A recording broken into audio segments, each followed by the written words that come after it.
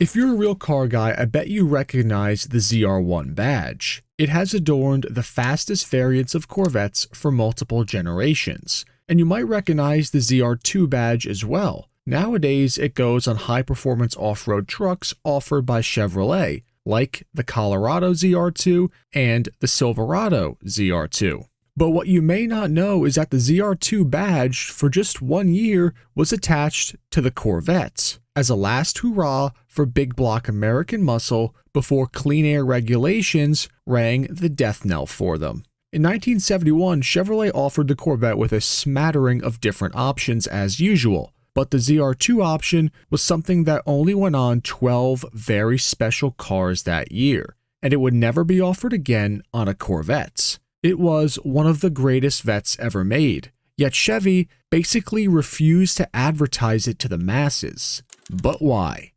By the early 1970s, the ground beneath the American automotive industry was shifting. Government regulations on emissions and safety were tightening, and market demand was evolving just as fast. Muscle machines were quickly being detuned, compression ratios were dropping, and the high-octane fury of the 60s was beginning to fade. Most manufacturers responded by scaling back, shrinking engines, softening performance, and crossing their fingers hoping to weather the storm.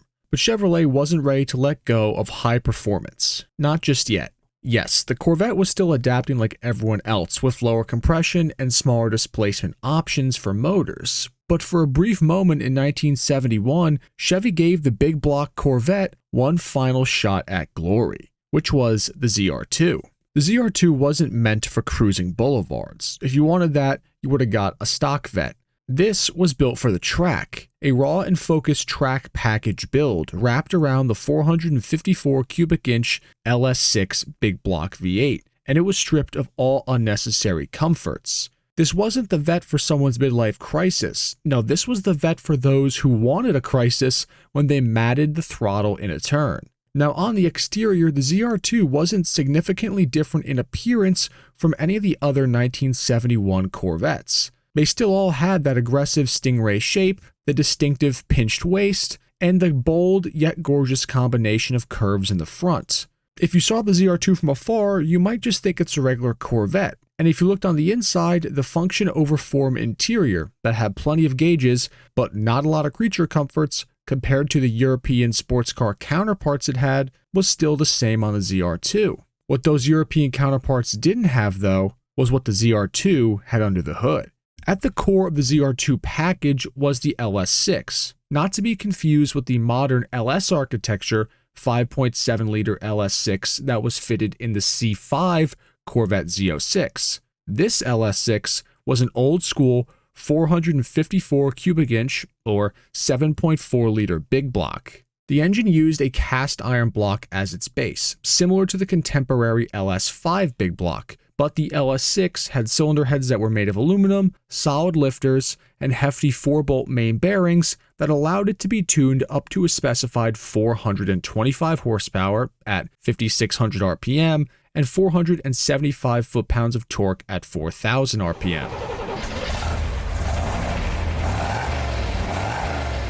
Even with the reduced 9-to-1 compression ratio that it came with for use with unleaded gasoline, which it drank from a gigantic Holley carburetor that was around 800 CFM. Now, an earlier version of this LS6 motor was fitted in the 1970 Chevelle, except then it had 11-to-1 compression, and it was rated for 450 horsepower instead of the 425. But don't let either of those numbers fool you. There is wide speculation that Chevrolet deliberately underrated the LS6 in order to discourage buyers who weren't in the know and direct them to purchasing one of the more street-appropriate variants. Some have claimed to observe performance from stock LS6 motors more in line with 500 horsepower than 425. We can all agree it was more powerful than Chevrolet was willing to let on. It was a big boost over the common LS5 big block, which in 1971 only produced 365 horsepower with the same displacement. In 1970, the LS6 was offered in that Chevelle SS, but for 1971, it was only available in the Corvettes. And it could technically be ordered without the ZR2 package just as an engine option itself. and about 188 1971 Corvettes were built with the LS6 engine. But what made the ZR2 stand out from the other LS6 equipped Corvettes were the additional performance upgrades that went into making those 425 horses behave when you wanted to use them. Everything you could ask Chevy to put onto the car to boost performance was included in the ZR2 package. A close ratio Muncie M22 Rock Crusher 4-speed manual transmission, a twin-disc clutch, J56 option power disc brakes up front, an aluminum radiator with a metal fan shroud to keep the engine cool over long periods of open throttle, and an upgraded F41 suspension package with special springs, shocks, and upsized sway bars designed to keep the car steady and responsive at high speeds. But what's funny about the ZR2 package is that it not only added all the performance bumps that you could think of, but it also ruled out any of the options that would add weight or comfort to your ride. There was no power steering, no AC, no power windows, no rear defogger, no radio. You couldn't even get the ZR2 with an alarm or wheel covers either. This was a Vette built for the focused driver who wanted something to tear up the turns and the drag strip with. It paired that brutish big block power with a suspension that did its best to control the physics of dangling a motor that heavy over the front wheels. The ZR2 with its supposed 425 horsepower boasted a 5.3 second 0 to 60 sprint and a 13.6 second quarter mile time, crossing the quarter mile north of 104 miles per hour on period tire technology. These cars moved out, and they were a few tenths of a second quicker in the quarter mile than the 100+ pound heavier non-ZR2 LS6 powered Vettes were. And while yes, this performance wasn't super cheap by any means, the base model Vette in 1971 had a suggested retail price of about $5,500, and it was a good buy at that price, especially when compared to a Porsche 911 at just about $9,000. The ZR2 package for the Corvette added $1,700, which brought the Corvette closer to 911 prices, but the performance offered in this new Vette wasn't even in the same realm. Dollar for dollar in 71, this was probably the baddest new car that you could buy.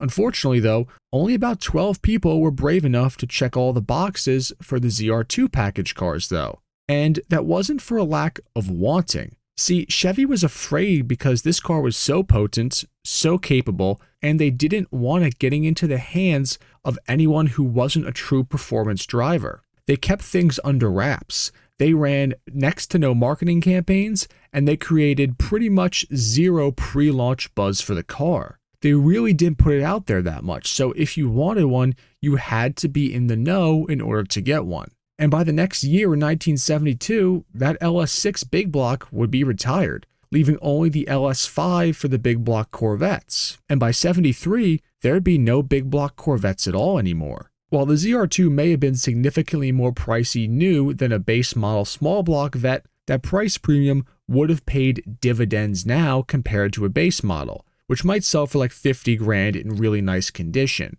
When a ZR2 appears on the market though, it sells for hundreds upon hundreds of thousands of dollars, and they've even sold for $1 million before. But here's the cool thing. According to my research, of the 12 ZR2s ever built, 10 of which were coupes and 2 were convertibles, not all of them have been accounted for. So there still is hope to hold out, and maybe we'll see another one of these cars discovered in the coming years as prices continue to rise. And that's kind of funny because I'm sure because of how expensive these cars are now, more people know about them now than they did when they were brand new.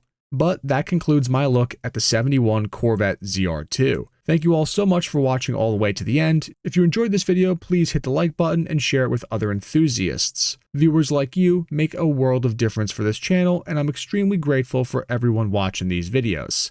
But I will see you all next time, enthusiasts.